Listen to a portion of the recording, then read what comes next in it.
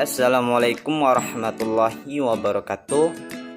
Sebelumnya izin memperkenalkan diri. Nama saya Jati Prakoso dengan MPN 20111000413, kelas I, Prodi PGMI, Fakultas Tarbiyah dan Keguruan, Universitas Islam Negeri Raden Intan Lampung, tahun ajaran 2020-2021. Di sini saya akan menyampaikan tentang materi menjaga alam dan upaya menanggulangi krisis air. Dalam Al-Quran, Allah Subhanahu wa Ta'ala memperingatkan kita agar tidak membuat kerusakan di bumi ini, sebagaimana dalam surah Ar-Rum ayat 41 dan 42. Ayat 41 letaknya di kiri bawah dan ayat 42 di kanan bawah. Suratnya berbunyi, A'udzu billahi minasyaitonir rajim. Bismillahirrahmanirrahim. Dhaharal fasadu fil barri wal bahri bima kasabat aydiyan nasi liyudhiqahum ba'dalladzi 'amilu la'allahum yarji'un. Qul sirru fil ardi fanzur kaifa kana aqibatul ladzina min qabl kana aktsaruhum musyrikin. Artinya, telah tampak kerusakan di darat dan di lautan disebabkan oleh perbuatan tangan manusia. Allah menghendaki agar mereka merasakan sebagian dari akibat perbuatan. Jalan yang benar, katakanlah Muhammad, berpergianlah di bumi, lalu lihatlah bagaimana kesudahan orang-orang dahulu. Kebanyakan dari mereka adalah orang-orang yang menyekutukan Allah Subhanahu wa Ta'ala. Secara jelas bahwa ayat ini menjelaskan bahwa kerusakan yang terjadi di darat dan di lautan disebabkan oleh tangan manusia itu sendiri, dan Allah akan menurunkan akibat buruknya kepada manusia agar manusia merasakan sebagai teguran agar manusia kembali ke jalan yang benar.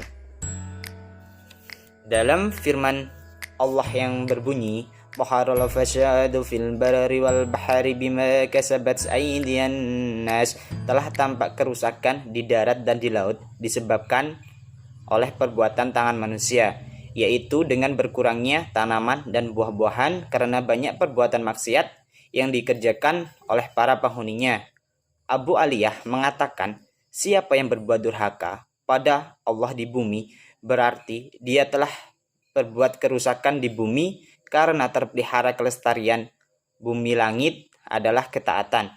Selanjutnya, dalam firman Allah yang berbunyi, liyundifakum ba'dalladzi 'amilu la'allahum yarji'un, Allah menghendaki agar mereka merasakan sebagian dari akibat perbuatan mereka agar mereka kembali ke jalan yang benar. Maksudnya, agar Allah menguji mereka dengan kurangnya harta dan jiwa serta hasil buah-buahan sebagai suatu kehendak dari Allah buat mereka sekaligus balasan buat mereka.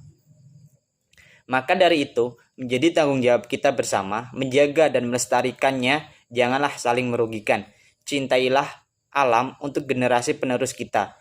Jangan sampai generasi penerus kita tidak bisa melihat pohon-pohon yang hijau dan asri dan binatang-binatang di masa depan nanti.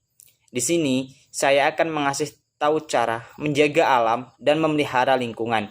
Yang pertama, tidak membuang sampah sembarangan. Yang kedua, tidak membakar sampah. Yang ketiga, menghemat energi. Yang keempat, menggunakan produk daur ulang. Yang kelima, menanam pohon. Dan yang terakhir, melarang perburuan liar.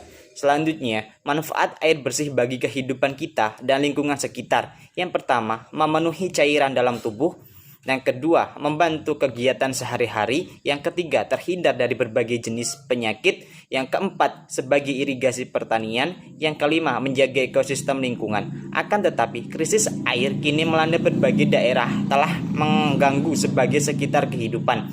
Kelangkaan persediaan air bersih karena tidak adanya sumber air bersih untuk menunjang kehidupan. Biasanya fenomena ini terjadi karena perubahan iklim, terutama wilayah terdapat musim kemarau. Ada beberapa hal untuk kita menanggulangi krisis air.